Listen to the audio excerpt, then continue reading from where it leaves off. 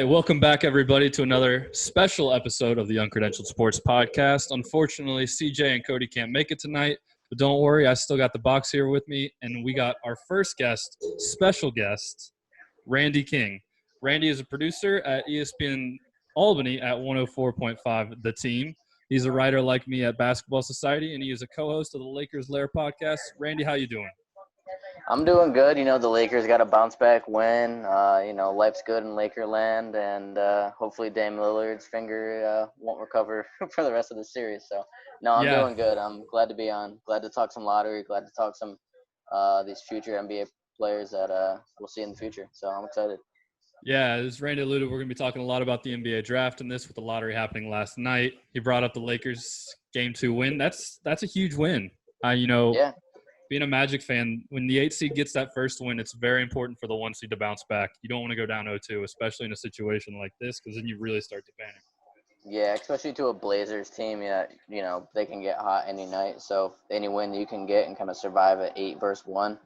Portland's really strong for a 1 seed. So, Game 2 was impressive, and hopefully Game 3 is the same kind of story. Yeah, I was talking about it a little bit with the guys last night.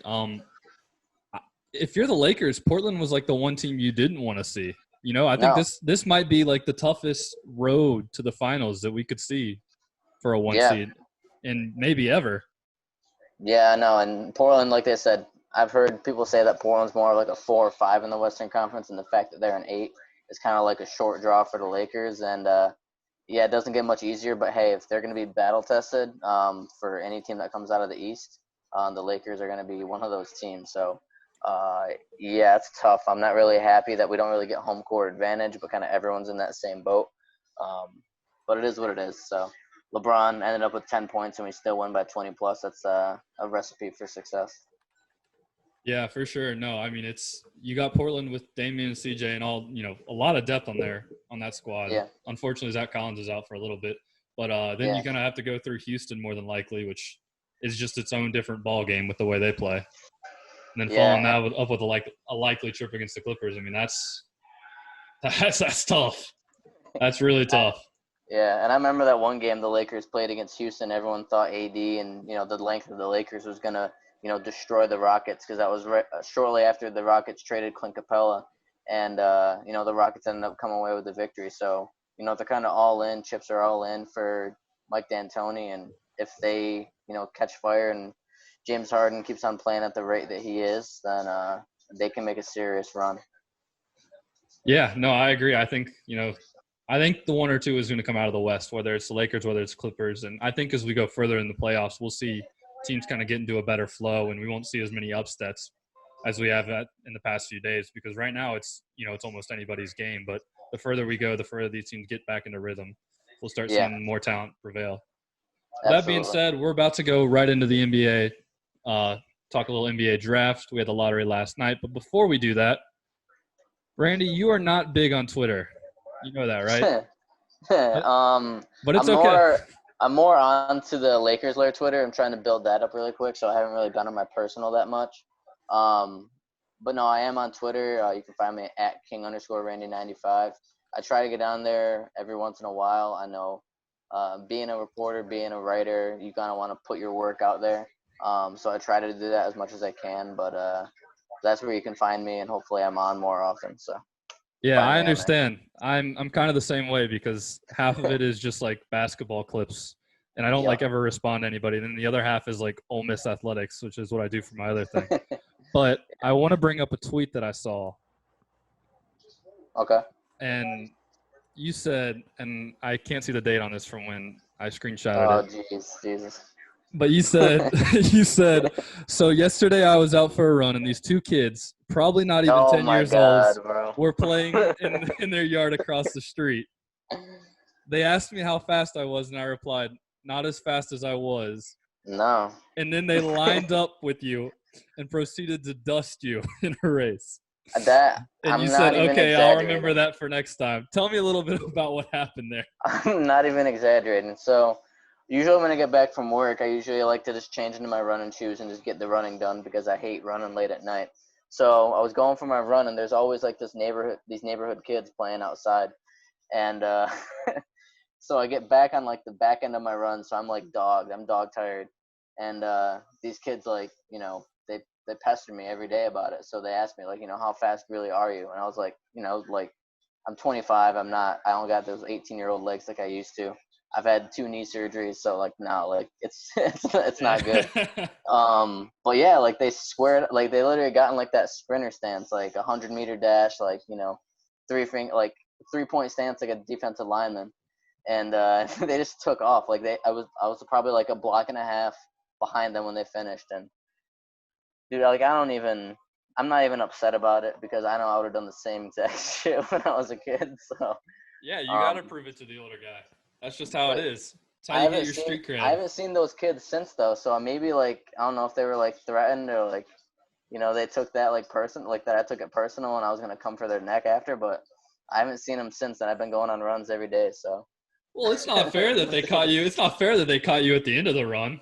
Yeah, like They it should was have like caught you at it's the like a mile. beginning. Yeah, it's like a mile and a half run. Like I don't like to like It's not like you just can tire just hit the myself out at nitrous the real end of the quick and day. take off. It's not Yeah. happening.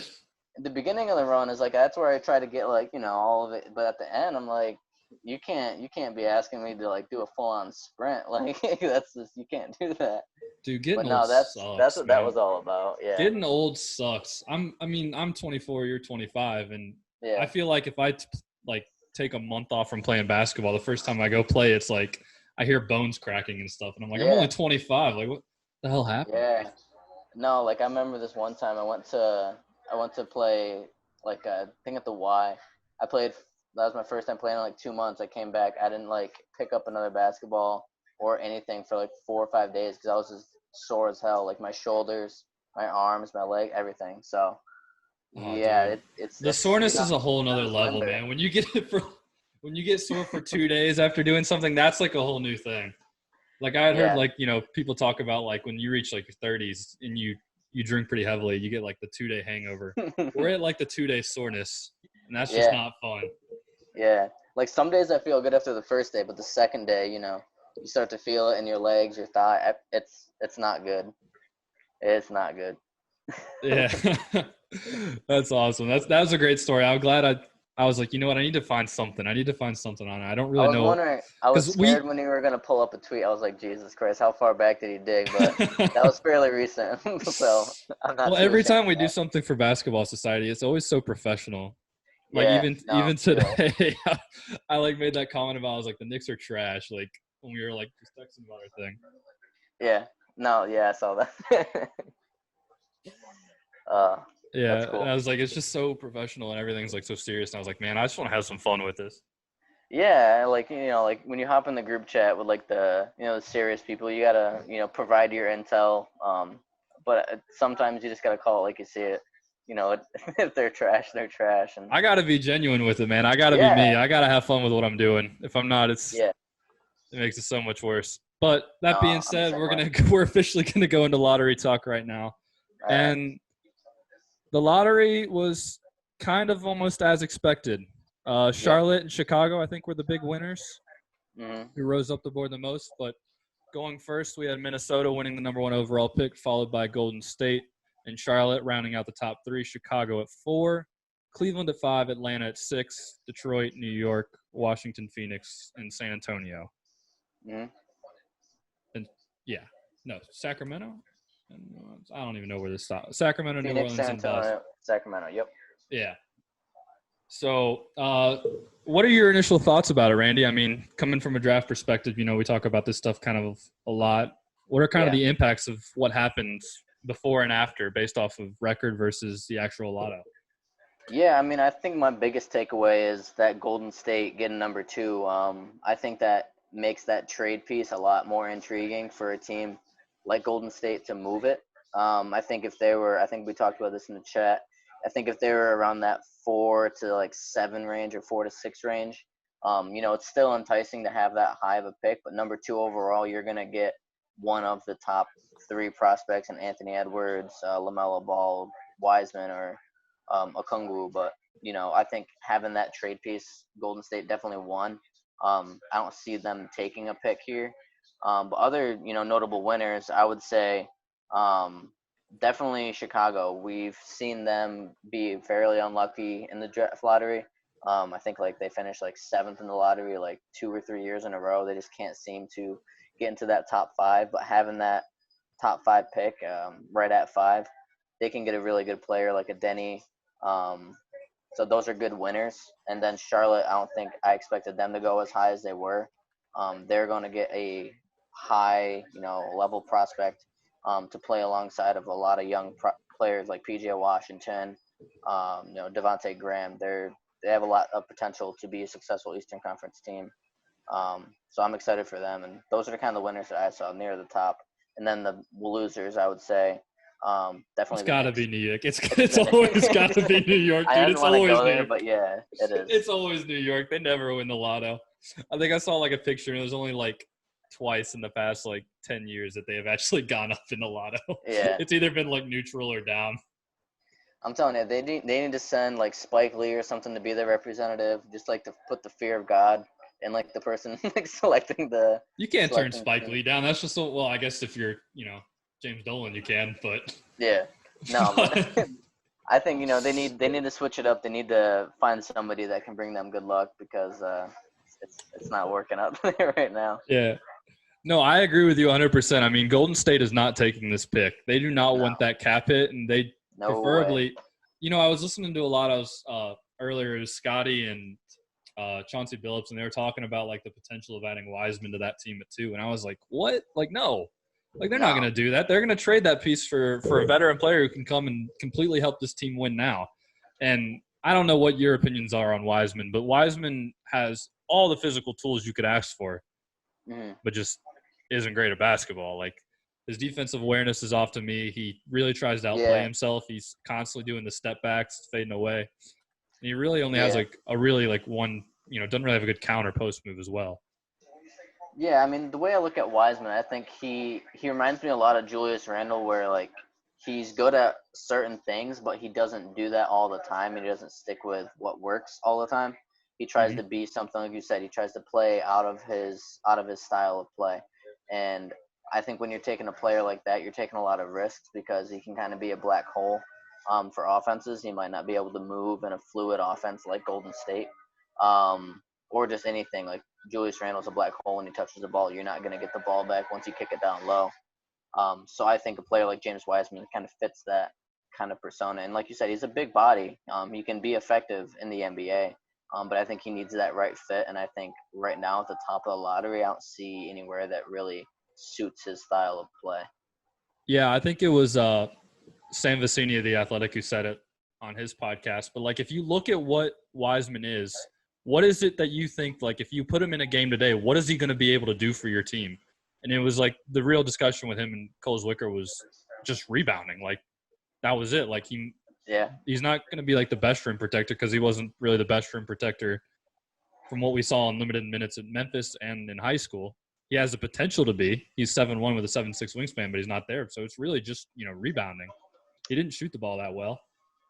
But that being said, there's still a huge high risk, high reward with him. And I think out of most everybody in the top 10 prospects, I think he's the one that, is probably the most polarizing. So if one team loves him, they'll take him. But, it wouldn't shock me if he slipped just a little bit, even to the point where Okongwu overtook him as a top center. Yeah, and I think he stays in the top 10. I don't see him slipping out of the top 10. But like you said, Okongwu, I think, is more of a more polished prospect. Denny, even an Obi Toppin, those players that can produce instantly offensively. Those are players I like a little bit more than Wiseman just because they can give you more than just, like you said, rebounding and like an average to okay interior presence at his, coming into the league. But I don't see him falling out of the top 10, like you said. There's going to be a team that really likes what they see in his workouts and what he can provide. And, he could be a building block in the future. So I like him. I just don't see him as a top 5 pick. I see him as a top 10. I know there are a lot of people out there that really have a tough time drafting centers early just because of the way the league is going. Yeah. And I kind of want to agree with that because at one point we had centers and 2 centers in the top 5, and I was like, neither of these dudes are real game-changing centers from what I see. They have potential to be, but right now they're not. And I feel like if you're going to draft a center that early, you want them to be that. Yeah, they could turn into an Alex Len, It's never Oh gosh. you don't want it to be anything like it's a crapshoot when you draft centers that high, and you want to make sure that if you're drafting them, they turn out to be like a Porzingis or a player that can kind of translate his game well more to the modern NBA, and that's what I think Denny is going to do really well, and that's why I think he's climbing a lot of draft boards. Box, what do you think of James Wiseman? Yeah. That's all he's got. I knew he didn't know. Yeah, I think if you look at the top of this, Minnesota, they kind of can control here what they do because I think Anthony Edwards is a solid piece that you can plug in and play. He's going to score. He's kind of got that ability in him, kind of like a bigger Oladipo almost. But I think there is going to be internal discussions about LaMelo Ball. I know it's kind of weird to play him alongside D'Angelo, but I think when you get a top pick like this, there's just a part of me that's just like, don't worry about fit so much. Just take the best player you can, or like the best prospect you can, which is something that I always talk about in the chat because I feel like sometimes we get like rolling on fit, and it's like that's not how that's going to go down. Well, I think we mentioned it. I think you mentioned it perfectly in the chat that one time where you saw Denver, get steals with Bol and Michael Porter Jr. and look how that's working out for them now. And look what they've been able to produce. They just drafted the best player available that kind of fell into their laps, and they kind of just can put them anywhere that they want. They put them on the court, they're going to produce.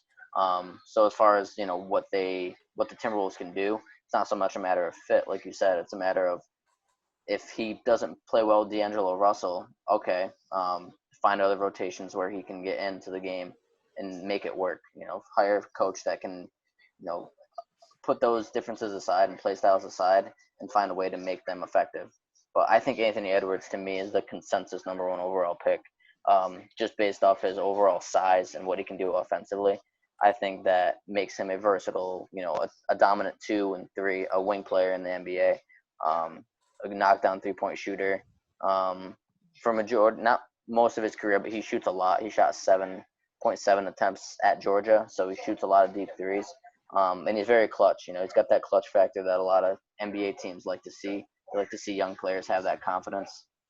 So I think Anthony Edwards, to me, Minnesota shouldn't overthink this. I think they should take LaMelo. But like you said, they do their due diligence, and they have to, consider the thought of LaMelo and having 2 long, lengthy guards in the front court.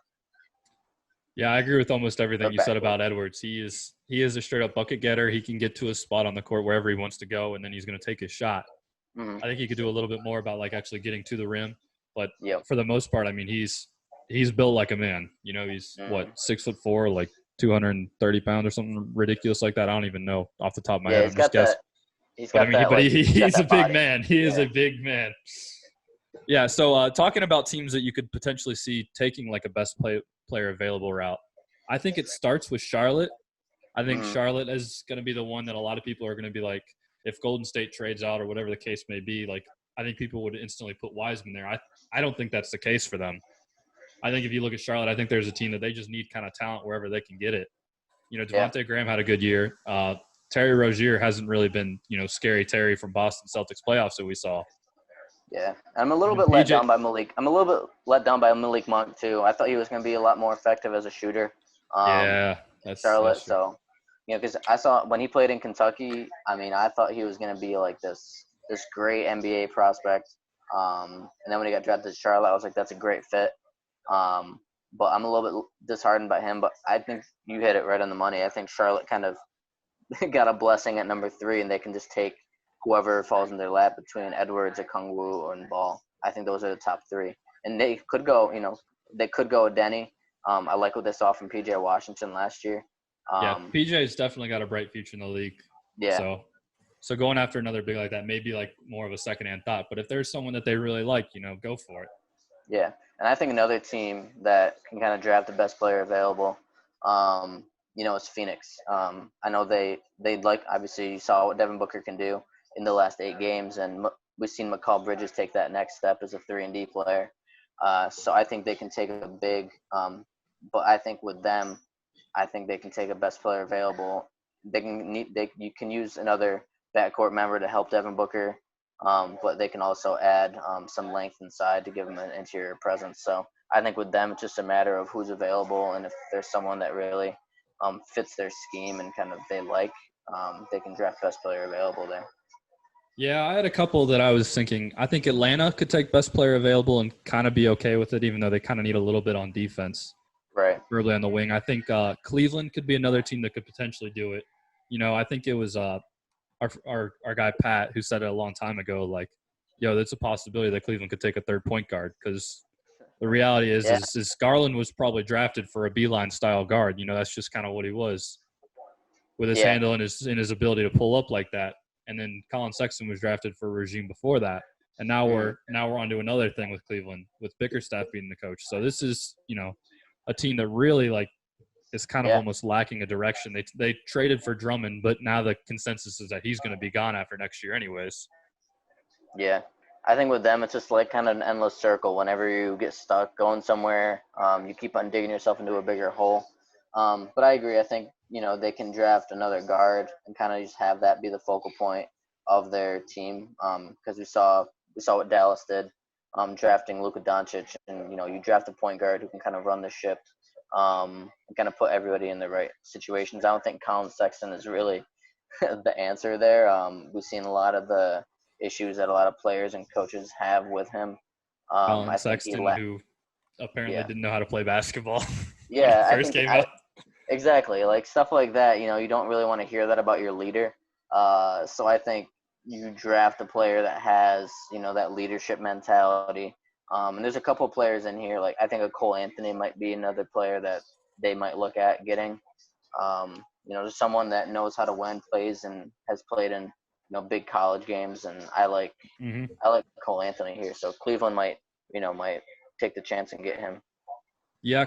Oh, we got 2 minutes left. Cole is definitely been a guy that has slipped down big boards, slipped down mock drafts, and it's really been kind of confusing to me why. If you watch the tape of down, if you watch the tape at him when he came back after his injury at UNC, he played pretty well, and it came out that he was hurt for most of the season. But if you look at the gravity that he brings whenever he attacks, I mean, it's everybody collapsed on him. There was times where you saw like 3 or 4 guys all rushing to the ball to stop him. And that UNC team, just wasn't it. Like, they bet a lot on a couple guys, Christian Keeling and Justin Pierce, who are, grad transfers, and they missed on them pretty much. Both of them were kind of maybe role players at best. So this team was, lacking talent and wasn't your typical UNC team. So he had to shoulder a lot. And I think we kind of, put that extra pressure on him and wait and judge him off of it. But I mean, this is a dude that led the EYBL in scoring 2 years in a row in high school. So, he's one. Yeah, I think he's a player that can definitely change the direction of Cleveland. They're in a position where, the Eastern Conference is kind of getting better with each year. The competition's kind of getting pretty intense, 1 through 8, as far as the playoffs are concerned. So if they're going to start somewhere, they have to start with a player, like you said, who's just a bucket. Like you noted all of the stuff that he's done in his collegiate career and even high school career. He's definitely a player that I would turn to, kind of hand the keys over to the offense and kind of just put some pieces around him and see what sticks. Yeah, and before we go any further, I want to bring this up. I should have probably done it earlier, but for people that don't know, we keep bringing up the top 3 because the top 3 players in this draft are considered above the rest. Now, they're not exactly considered like generational talents or superstar capability like immediately. Right. There's still a lot of question marks about these guys, but the overall consensus of this draft is it's not top heavy, but there is some more talent as we go deeper into draft. There is some talent there. So teams that could be looking to find that one extra piece or a nice cornerstone might be able to do that in this draft. But I think there's going to be a little bit of the worry for teams drafting near the top because they may not want to pay that salary. Golden State obviously doesn't want to pay $9 million a year for their number 2 overall pick. But even if you trade down 7 to 10 spots, you're almost cutting that salary in half. Right. So there's a lot that's going to be going on, and the lottery has had a huge impact on that. And we are going to take a quick break and come back to this in just a couple minutes with our guest, Randy King.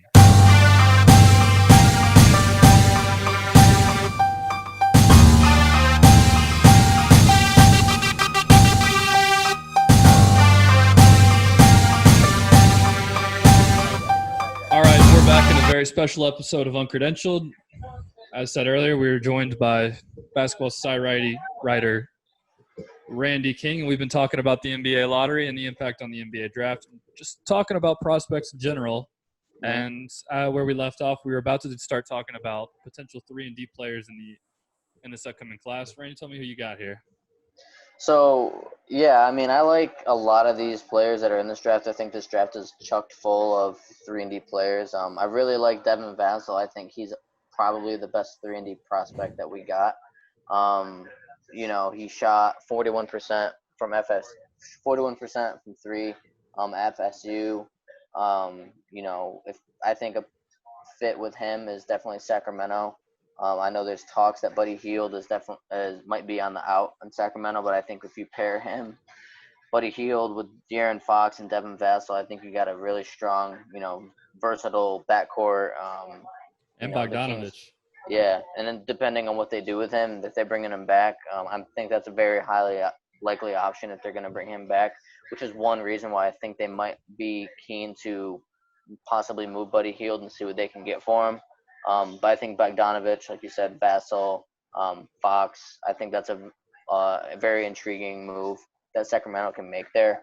Other 3-and-D players that I do like, Desmond Bane, he's one of those players that I do like as a 3-and-D player.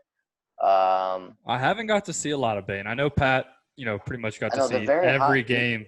He's climbing a lot of boards lately, and a lot of people really fall in love with him. Yeah, I mean, I think both Pat and our other guy Aram, they both really, really like Bane to the point where they could see him, almost climbing into the lottery.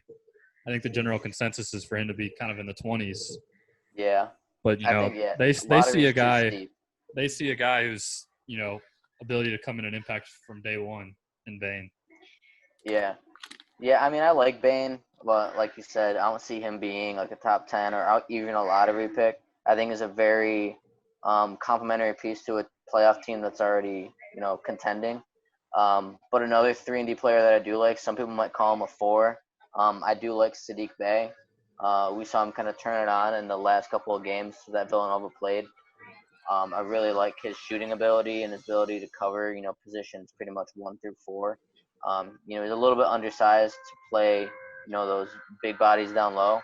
But, with the way the NBA plays with the stretch fours, I think Saddiq Bey's versatility allows him to do so. So I like Saddiq Bey here, and I think he can climb a lot of draft boards. But those are just a couple of players off the top of my head that I do like. The 3-and-D players, and my top one I would have as Devin Vassell for sure. Yeah, no. Vassell, however you pronounce it. Yeah, Vassell is really good, and actually both Florida State prospects are really good. Leonard Hamilton has just done an absolute fantastic job at just churning out players and getting the most out of them, and really showcasing what they can do. Patrick Williams is another guy that. Yep. I know we have him coming up, and I put San Antonio as a fit for him because, man, if Pop could get a hold of a guy like that who's just a little bit raw on the offensive side, but like the upside is there and it's through the roof.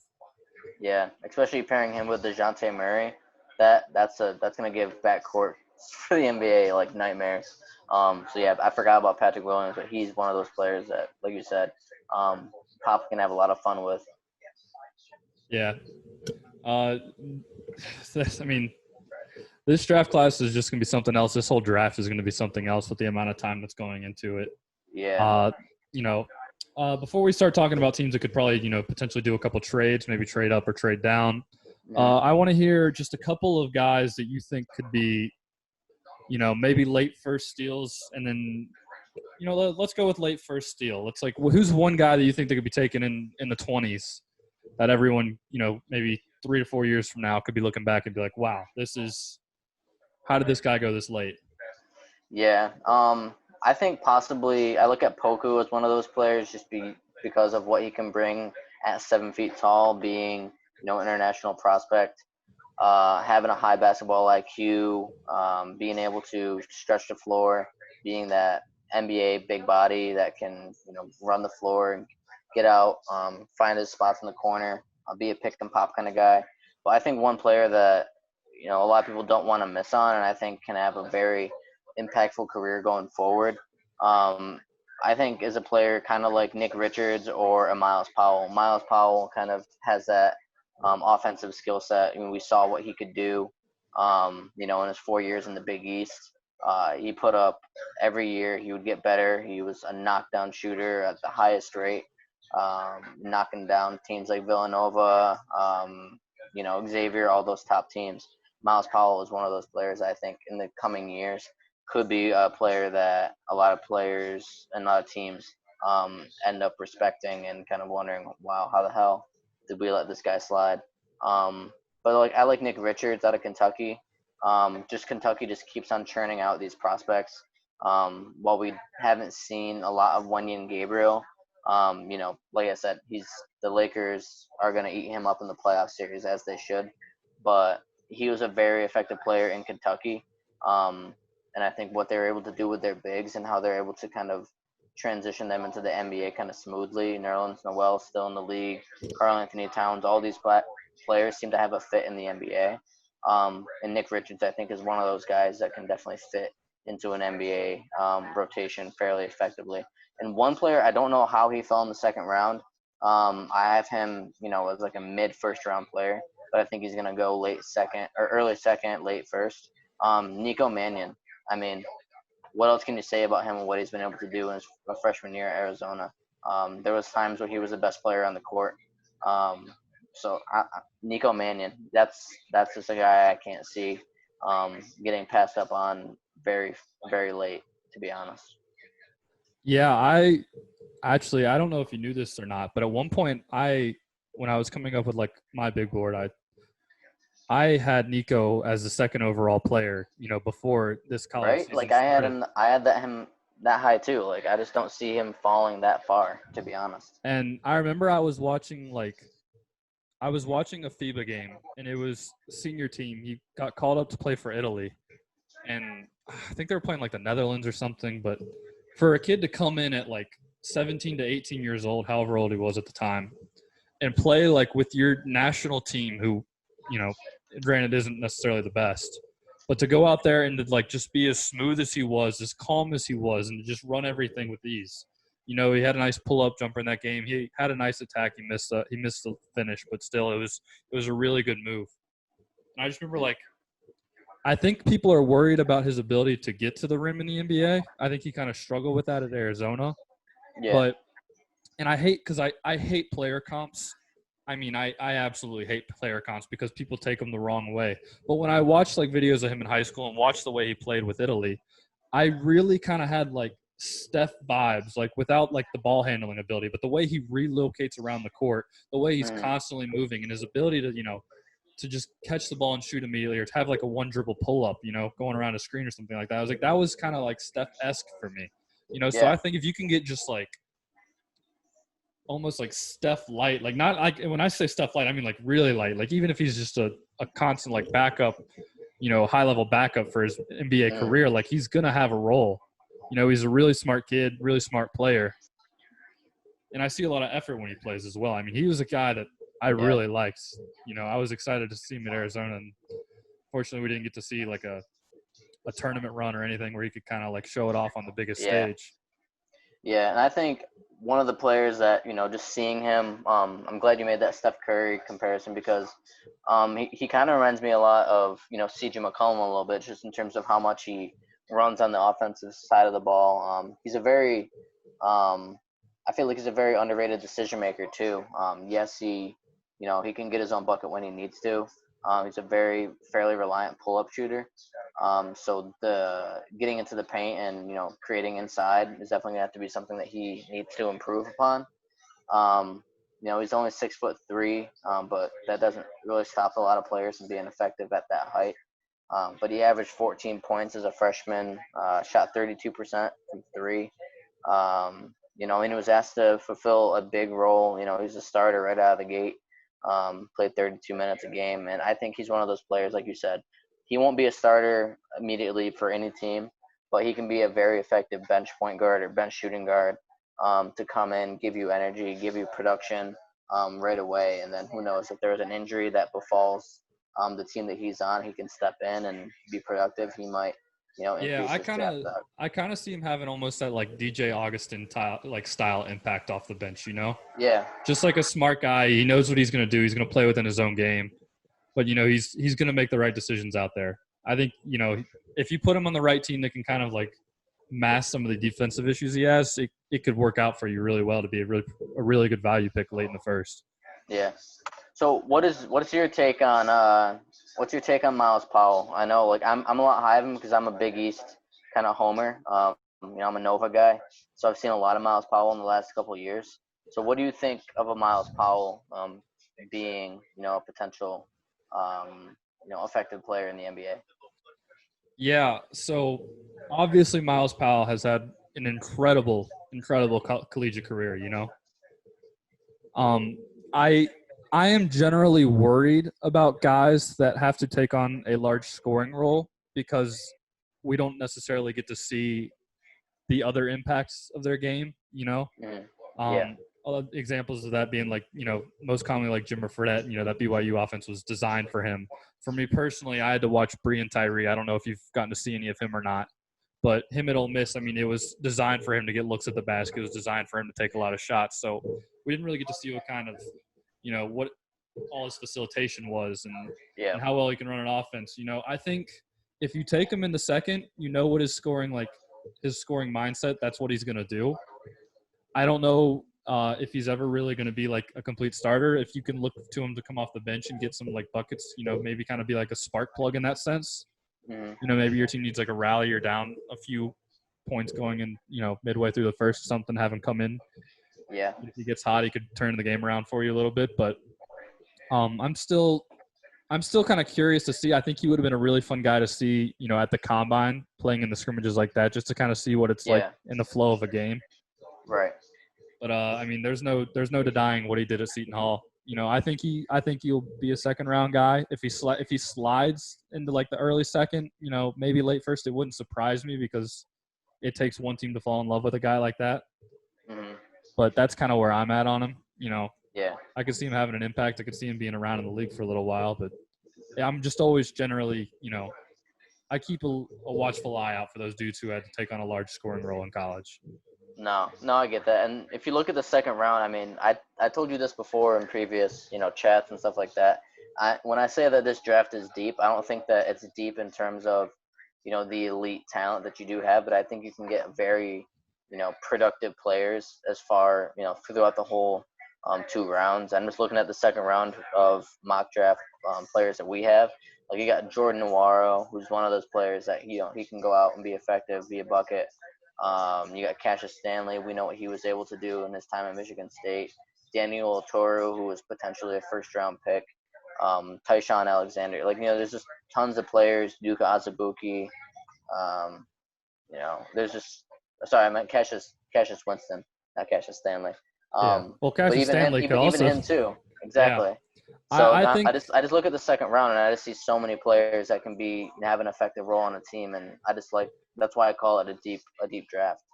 Yeah, I think when you looked at this, if you follow Mavs draft, I don't know if you know him or not, but I'm in a chat with him. I've talked with him for a couple times, and I agree with him like on this take a lot. Like, you can put a dude at 40, you could put a dude at 100, and there's not a huge gap there.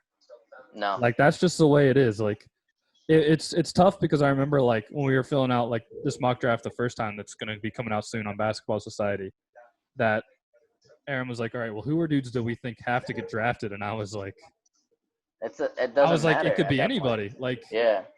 It's just it's so deep, Even looking at like the first time we went around, like one dude who didn't get drafted and like isn't really predicted to get drafted is Derek Alston out of like BYU or out of Boise State.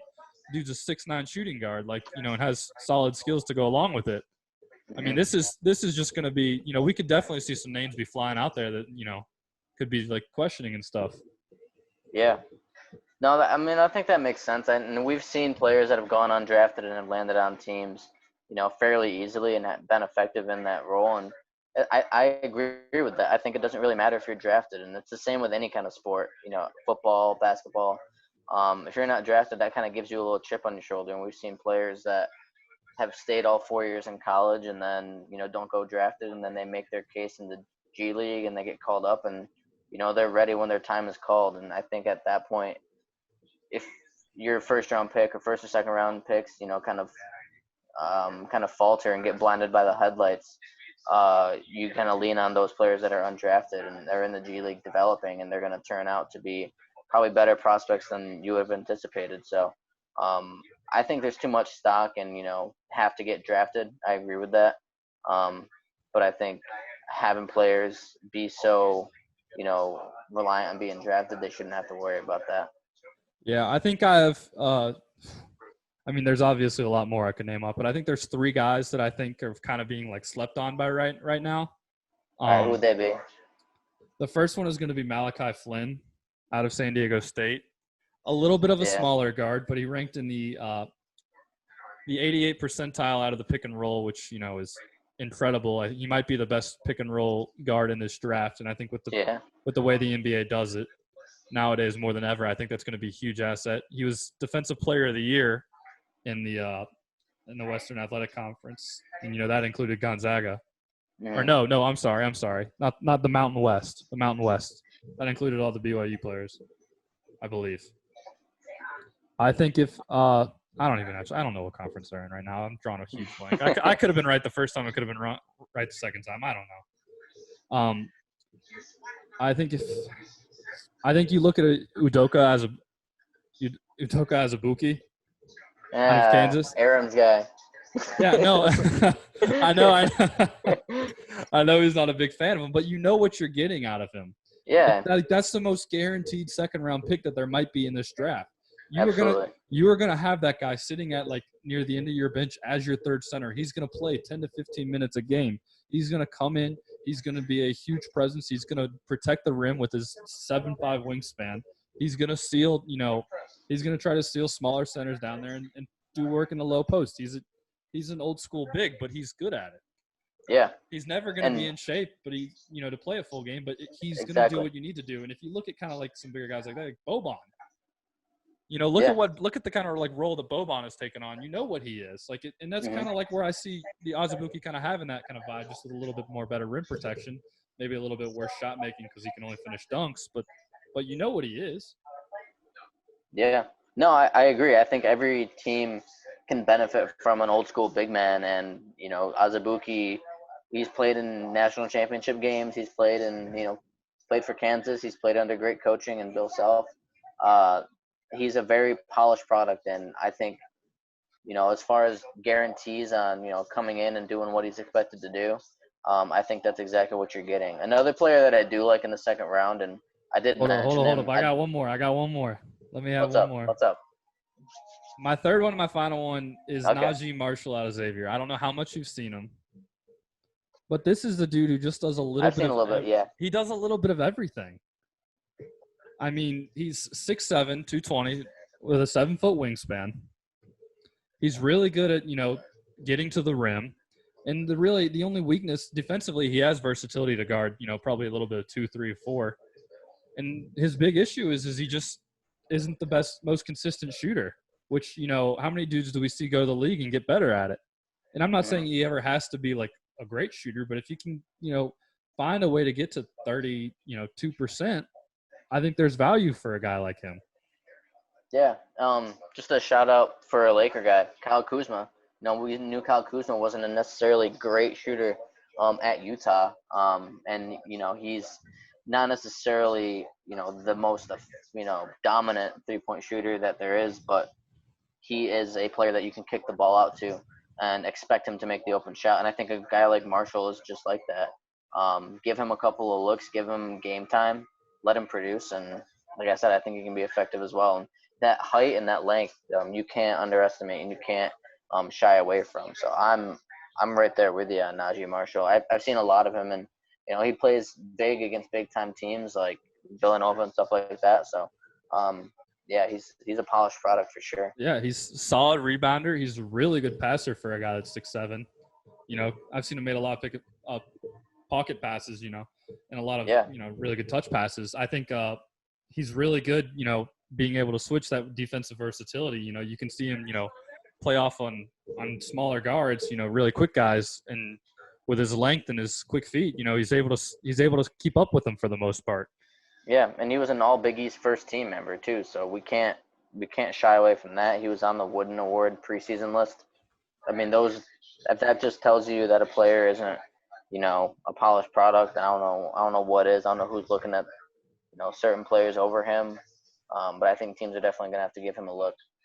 Yeah. So give me one more, and then we're gonna talk about teams that we think could potentially trade up or trade down. Yeah. I did mention Oturu. I just think there's too much value in a guy like him, rebounding and shot blocking. I think a team in the second round that can possibly look to get him could be a team like Portland, who we see right now is kind of lacking in terms of the big man category. Nurkic is kind of holding it down for them. Whiteside isn't the player that he used to be. And then when Zach Collins comes back from injury, you know what you're getting from them. But as far as the depth goes there, I think adding a player like Oturu can definitely give them value. And definitely a team that can definitely a player that can give some depth minutes into the front court. But outside of him, there's just so many chock full. I like Killian Tilly, and I mean Devin Dotson as well. A lot of those players I just look at, and even Ashton Hagans. I like a lot of these players in the second round, and I like a lot of them more than first round talent mostly. Yeah, Higgins is a guy that I think is a little bit slept on. I think it can be effective too. I think a team like Philly, depending on what they do in the first round, is a good fit for him. Yeah, I think he's underrated offensively. I think Tyrese Maxey and Quickly definitely stole the show. He was kind of like Higgins was the lead guard there, so he was more facilitator, more run the offense style. But I think he's vastly improved. I do like a little bit of his pull-up game. I really like his defensive ability as well. He's rather a bigger guard. Is he 6'4"? Yeah, he's a bigger guard, and if you look at what Philadelphia needs, and I don't think Ben Simmons is that guy at point guard. I think he can move more into a traditional four, and then they can have actually a true point guard that can facilitate, get the ball to Embiid, get the ball to Simmons, where it's not necessarily ball dominant from Ben Simmons. We're kind of seeing what they're kind of getting smacked by Boston in the playoffs now because they don't have a guard. They essentially just don't have a guard that can do anything for them. Effectively, and I think a player like him will do wonders for them in the second round. I actually lied. I'm going to ask you one question before we go into trades. Who's one player that you think is too high? Who's the one player you just kind of haven't been able to get behind? Outside of Wiseman. Don't say Wiseman. Okay. I mean, I would probably have to say, if we're going there, I mean, Bane, as much as people like him, we talked about it. I just don't see him going as high. He's a 20 to 30 kind of guy where he's gonna fall. I think a player like RJ Hampton is getting a lot of disrespect for where he is. I think he's a player that should be higher. Sorry. I'm watching the Clippers-Mavs game right now, and Montrezl Harrell and Luka are about to fight. They are going at it. Sorry, I just went right to it for a second. No, sorry to cut you off. No, I gotta update the people on this. Is Harrell like ejected or something? Where's it going? No, that was bound to happen in that series though. Mavs kind of got cheated out of the first game, so I'm not surprised that there's some fireworks going in already.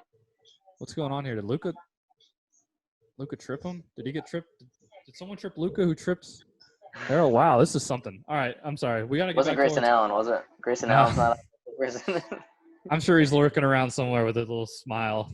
No. Like hiding behind like the like the new walls or whatever. He's one of the virtual fans. Oh, he's not hiding behind the Anthony Davis screen. Yeah, that's exactly what he's doing. No, but like I said, like just a player that I think is too high. Just Bane. I think there's too many other good players and prospects that can go ahead of him. It's not anything against him. I do like him as a prospect, but I just don't see him going that high. He was a very good 3-point shooter, 44%. But a player like Sadiq Bey, I think, goes ahead of him. players like Poku, Josh Green, RJ Hampton, like I said. So I think Bane falls a little bit. But like I said, it's all about need and who kind of needs a 3-and-D player. And if someone needs a player like Desmond Bane, he's gonna go. But I think he's a little bit overrated for where he's positioned to go in this draft. Yeah, for me, it's Tyrese Halliburton, and I don't know what it is. I think he's good. I think he's really good. I've got some clips out there on Twitter of him that I really like to see. Obviously the vision's there. Besides LaMelo, he's probably the best passer in this draft. He's got great size for a guard, but I think there are the worries of him not being able, like if he's not shooting well, and he struggles to attack somewhat, especially in the half court. I think that worries me if you're going to take a guard early. Yeah. I think it was a couple of years ago, and I'm not making this comparison, but like Frank Ntilikina, is 6'6", never really is still learning how to play offense. For the most part, he's gotten a lot better, and defensively he's really good.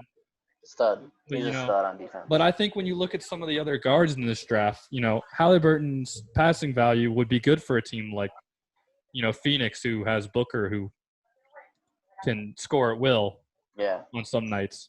But I think if you look at some of the other guys that are there, like Killian Hayes, Cole Anthony, Kira Lewis, and if you want to throw Tyrese Maxey in there, you can. But those are all dudes that I think I would rather have than Tyrese at this point. Would you rather have RJ Hampton possibly over him, or would you say that's a little bit of a stretch? I think that's a little bit of a stretch. I think RJ is a big-time project because just of who he is, we got to see a little bit of him in the NBL. But, anytime you go overseas like that, I haven't seen enough film. I haven't watched enough games of him over there. I think he's got all, the athletic tools. He's very fast, very athletic. But I think I'd like to see him, shoot just a little bit more consistently before I could really get on board with him. Yeah. Because with Halliburton, I know he's going to be a defensive menace. He's going to be really good. He's going to make really good passes. If he's not scoring, how are defenses going to react to that? Because he's going to shoot. Right. He's going to shoot really well. Or not shoot really well, but he's going to shoot from deep. He's going to shoot. I don't think it's the factor of him not being a non-shooter. It's just, is he going to do it consistently? Right. If any guard, any point guard that they can have, I'm talking about Philly, because he's a possible landing destination for RJ Hampton. And anyone that can shoot threes over Ben Simmons, is going to be a step up. But I think I just like what RJ Hampton can do. He's got that international kind of style to him. And I just like watching players that have that international background. They're calm, they're poised, and I think having a player like that is steady to have as a building block, I would say. And RJ Hampton I just like over a player that, is a little bit shaky and a little bit inconsistent, and I kind of know what I'm getting. But I'm glad you brought up the Frank Ntilikina point, because my one of my best friends in college is a Knicks fan. He's the biggest Frank guy, and I'm like, dude, it's okay to admit that you got a bust on him. It's all right. Well, I don't think he's anywhere near a bust. I think defensively he adds, a really good value to that Knicks squad. It's just when you think he's a potential trade piece though? If the Knicks wanted to trade someone, do you think Frank might be on the way out? If they give enough on him? Yes, because Dennis Smith Jr. has no value whatsoever right now. I mean, he's almost out of the league. And I think if you're the Knicks, whatever assets whatever assets you got to throw out there, you should. I think there will be a team interested in his defensive ability.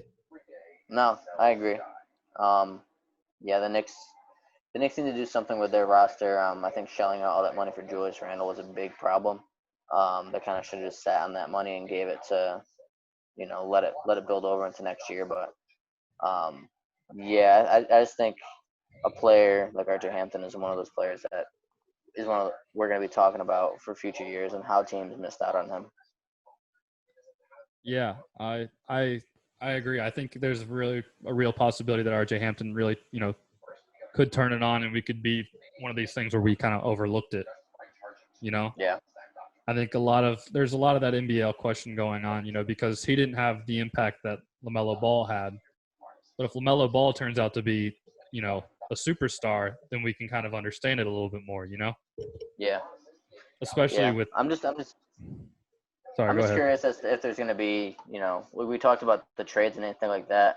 If there's a potential for a team that needs a point guard to go out and get an RJ Hampton that might move up if they really do like him in the workouts.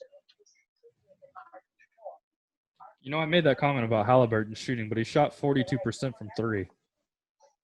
But the mechanics just are so off. It's just it causes me to question a little bit. Yeah, no, he's a knockdown shooter.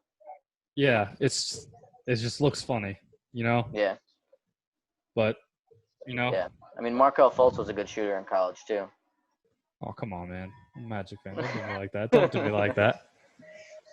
Yeah, so really I mean, quickly. he had extenuating circumstances of the shoulder, though. But yeah, really quickly, let's go through a couple teams that we think could trade that are not the Golden State Warriors. All right. Teams that you think could trade up or trade down. Yeah. I think a team. I think the Knicks are going to want to move up. I don't think they have the assets to do so. They kind of wanted to get into that lottery, probably a top 5, but that's not happening. I think a team that might be able to trade. I think Sacramento is a team that might want to move up and get a higher prospect. They might be able to trade a player like Buddy Hield possibly to a Minnesota or, Golden State even. See how that works. Other teams, Boston doesn't really need much. I don't see them drafting anybody really. So they're going to trade probably down. Yeah, those are the teams that I would say. And then if anybody else, probably I would say probably Portland. So those are the teams that I think would probably trade either up or down. I think the Knicks might try to just go all out and make a trade for the top 3 pick, and hopefully they get LaMelo, but I think Charlotte kind of stays put. Yeah. Now, here's one thing, and I alluded to it earlier. Cleveland needs pieces. Do you think it could be a possibility that they could say, hey, a guy that we're going to get at what? 1, 2, 3, 4. At 5. Yeah. Could be around the same value as the guy we could potentially get at what? What does Boston pick? 13, 14? At 14? Yeah. And then in Boston could package, 2 or 3 of their first round picks trying to move up to get a player that could maybe be the finishing piece of the puzzle. Because that was something that I see interesting is there's no way Boston's keeping 3 picks, but are they going to trade out of them or are they going to trade up with them? Yeah, Cleveland has, they don't have a lot to trade, but it's like you said, if they can get a player in the mid first round that, can still do what they wanted to do at 5 and, essentially get the same thing and get more assets and, prospects in the way for the future. And yeah, I think Boston is kind of playing with house money. Like I said, they don't really need much. So they can kind of sit on their pick and kind of trade and just listen to trade offers all day until the cows come home. It's really up to them and Danny Ainge and what they want to do. Cleveland is definitely a team to keep an eye on. That Boston team has so much depth and so many pieces there that I just feel like for them to have 3 more first rounders, man, they got to do something with it. Like they can't keep all those picks.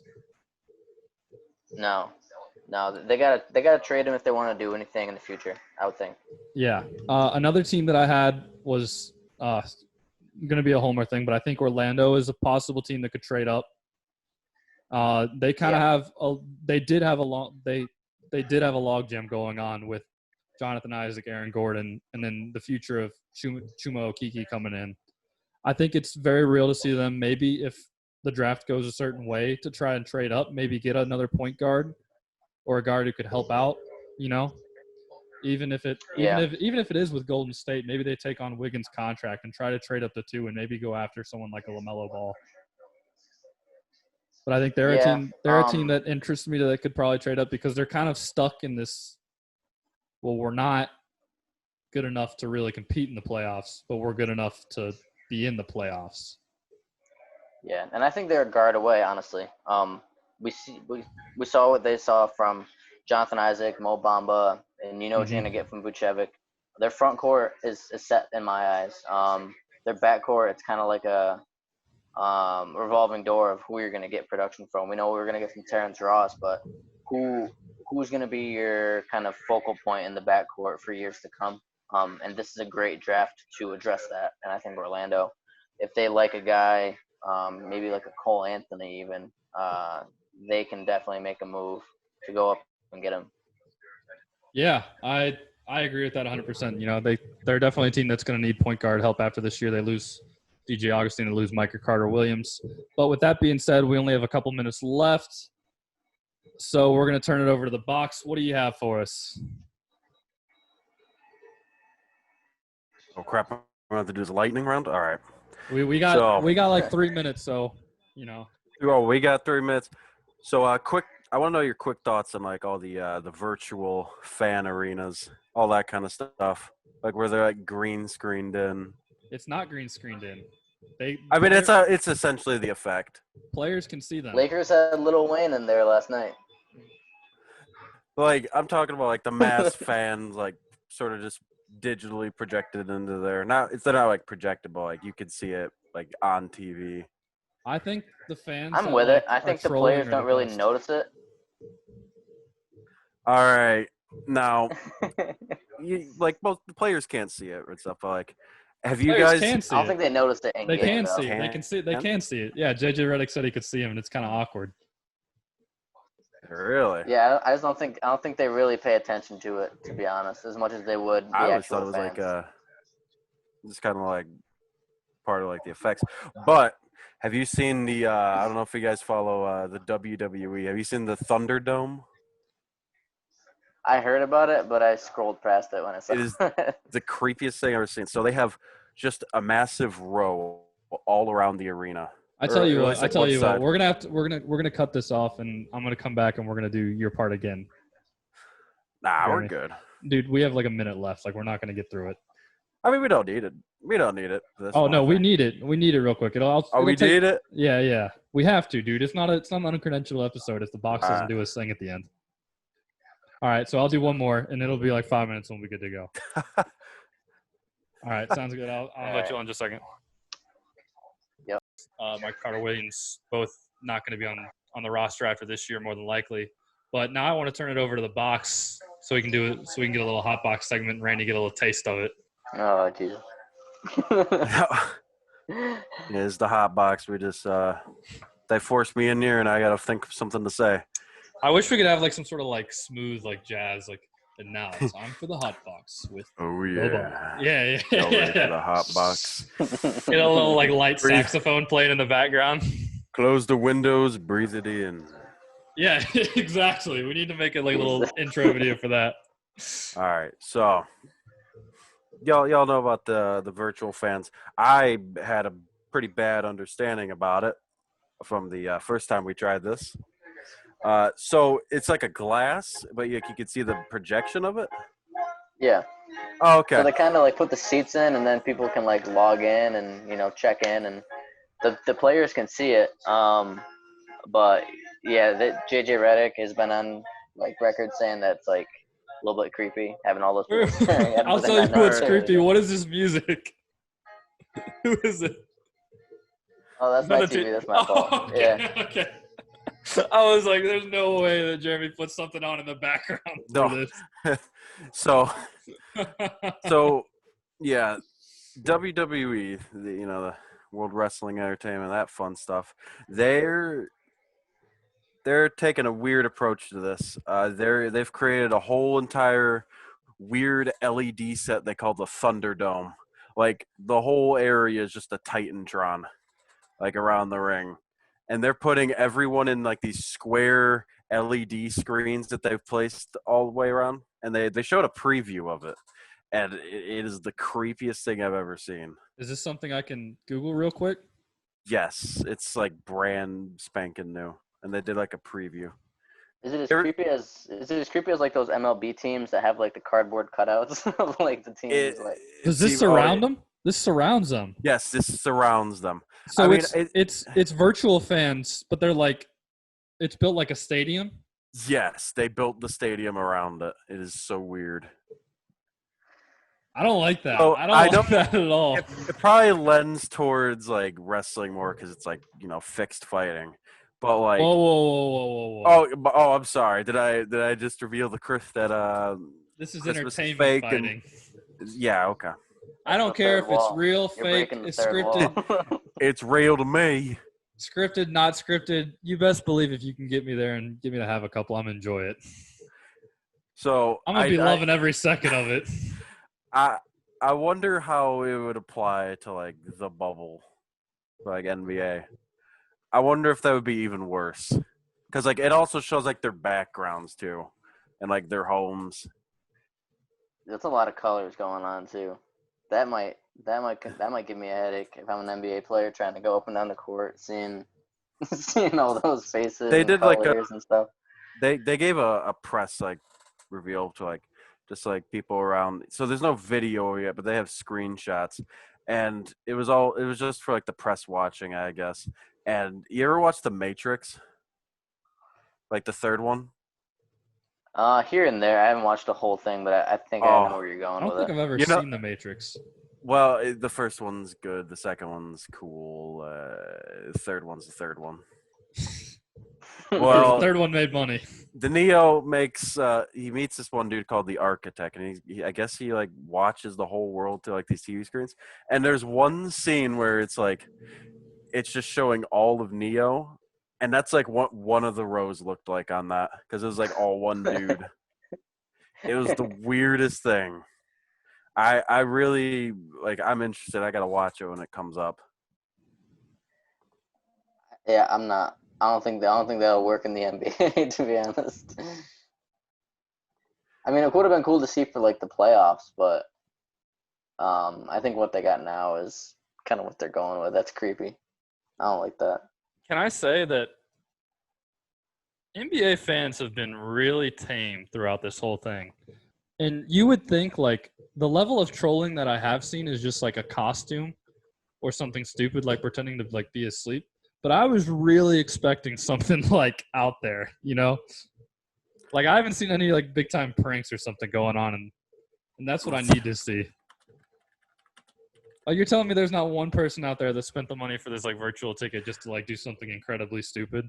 I feel like there's probably something like legal involved with that. Like if you show something really Profane. yeah, profane, I'm pretty sure that's gonna land you in court. Or virtual court, It might be virtual. It might be frowned upon. They probably just black out the screen and then just like leave it blacked out for the rest of the game or something like that, or just CGI him out. You think they have backup ticket holders? Like a waiting list if someone screws up. You just get thrown up on there. Yeah. I wouldn't be surprised, honestly, if they did. The NBA is just kind of sitting on money. That's funny. Yeah, no, I feel like we're getting close to the point where like they might get like cameras for each side, so it makes it feel like you're looking through like from the stands. I feel like that's the next step if it keeps going on. Is there the little VR thing going on right now, like the Oculus whatever, where like you put on the headset and it's like courtside? If they don't, they'd be They should really do losing out that. for a They were cool doing it idea. during the regular season, but that would be sweet right now. Maybe like a drone. A drone. You can have a drone flying around in there. Yeah. You hear while they're doing the free throw. Hovering Red Webber's head, right? He's just about to shoot it. We'll treat it like a sky cam in football. Yeah, and the buzzing gets louder on like more clutch free throws. If it's the away team, the away team shooting a free throw, it's getting louder. It just flies right over them, right into their ear. Or like sits on the rim, so you have to look at it while he's shooting the free throw. That's pretty good. All right, you got anything else for us, Box? Gee, you got any ideas? Nah, man. I literally gave you like 30 minutes before I decided like we were getting on. I was like, hey, I'm gonna need you to pop on for this. All right. You've already aired out all the clouds. You just open the window up. Is the Yeah, I hot think box over? unless you can throw something at us real quick. How many Warzone wins you got, Trevor? That's where we go straight to COD. I'm at like 23 though. I just got my Alright. Jordan one a couple nights ago, so I'm doing pretty good. Randy, you a COD guy? Nah, not a COD guy. I'm a Madden guy. I'm a sports guy. Oh, who's your team? Who's your team in Madden? Madden, Minnesota. Oh, I think I knew this. I think I saw this. You're a Vikings guy. Oh yeah, yeah. Give me Delvin Cook. I'll put up 200 yards each game. Not even close. Seems like he doesn't throw the ball. You don't trust Kirk Cousins? No, the running game in Madden is broken anyway. So I'm sticking with Delvin Cook's juking and no, and I don't trust Kirk Cousins to be honest. I no. I gotta ask you a question from a former episode. There's going to be a clip on Instagram of this from me, but one of our other guys, Cody, said that Jimmy Garoppolo was a top 10 quarterback. Do you think that's true? Do you think that at all? What about? Dude, he threw 8 passes in a playoff game. Like no, like he's not. No. It's going to be a really funny clip, but anytime he speaks or tries to make a point on it, I just say no, and my face gets bigger every time. It's pretty good. Pretty good editing work by Jeremy. Not close. Pretty archaic editing work, but all right. What about Dak Prescott? Post Amari Cooper, yeah. Top Post 10. Amari Cooper. Okay, yeah. I threw him in there. We had a small debate about that. And I think when all the pieces are there for Dallas, I think, yeah. Because when you got Zeke in the backfield, you kind of can do play fakes and have Amari Cooper. Yeah, I think they're top 10. All right. Now, do you do Madden franchise at all? Yeah, I do Madden franchise with like a couple of my friends from college, advancing weeks and stuff like that. The new Madden comes out next Friday, so I'm hyped for that. But yeah, I do a little bit of MUT, but I'm mostly doing franchise mode right now with my friends. All right. What's your favorite broken thing about franchise mode? Because every time I do this with my friends, we do a connected franchise. Somebody gets pissed at somebody for doing just the dumbest thing they could possibly do. What is that? What is that with you all? For me, when we draft, I draft a kicker in the first round. It's always Justin Tucker. Just because. So you do like fantasy drafts? Oh yeah. We get on for the fantasy draft. We draft the full roster. We don't just draft starters. We draft bench players, everything. But no, the broken thing for me is just the kicking. If you have Justin Tucker, you can knock anything in from 65. It's stupid. For us, it's team building, and we don't play our games. We just kind of see how well we can do in the sim, constructing rosters. Yeah, and it makes it go by really quickly. But I noticed that I always find a way to get a trade for a player who is elite by doing the most minimum trade ever. Yeah. And at one point I traded for Christian McCaffrey and traded a backup outside linebacker and a third round pick, and they were livid. For a team that needs an outside linebacker is their number one need. Yeah. Oh yeah. Oh yeah. Yep. There's that, and then there's one other thing I really take advantage of, and it's the running backs. As soon as you get into free agency, I'm a low ball every running back. That offer is going to be 30 points at best. I'm giving you the min, but it works to the point where I'll get an 85 or somebody on a 4-year deal. It's normally Marlon Mack on a min contract, and they'll be pissed off because 2 years into it, I'll have 4 running backs who are an 80 or above just on min deals. You're just sitting on them, just dude, I send so many low ball offers. It'll be I'll have 40 players that I've sent an offer to for less than $1 million a year. Nah, I don't. But if I get 10 of them, that's 10 dudes that are cheap, and I can trade them with little no penalty. No, I don't do anything like that. I draft my squad and I try to run it. I always try to get Bobby Wagner too, because Bobby Wagner is something crazy in that game. Luke Kuechly too. Luke Kuechly, if you get tackled by him or get touched by him, it's a fumble. In the Bobby sim, Wagner picks off anything. In the sim, do you think you could beat my team in the sim? Oh yeah. If we both drafted, if we both started a friend, what? Oh yeah, not even close. This is not even close. Oh man! All right. I got Zeke. I got Bobby Wagner. I got Julio Jones, AJ Green. Nah. No. All right. I tell you what. When the new one comes out, we'll add you. We'll get all the guests that we can that play Madden. And are you on PS or Xbox? PlayStation. Ooh, that's gonna put a hampering on things. Okay. Oh my God. All right. I was gonna say we could have like a guest like Madden franchise, and we'll put some sort of like wager on it, but we'll figure something out. I think it's me. Who knows? Maybe we'll put a poll on Instagram or something. All right. We'll see about that. If that's where we're at, I think we're gonna end the show there. Thank you, Randy, for coming on. Yeah, no problem. Go ahead and tell the people where they can see you one more time. Yes, sir. Twitter at King_Randy95, Instagram RandyKing92, and then check out the Lakers Lair podcast on SoundCloud, Spotify, and Basketball Society online. And like TJ said, keep an eye out for that mock draft that we got cooking for Basketball Society. A lot of hard work, a lot of time went into that, so keep an eye out for that. He won't say anything, but turn into ESPN Albany. He is there doing something. You see me in the background. In the background, he's there. All right, that's our show, everybody.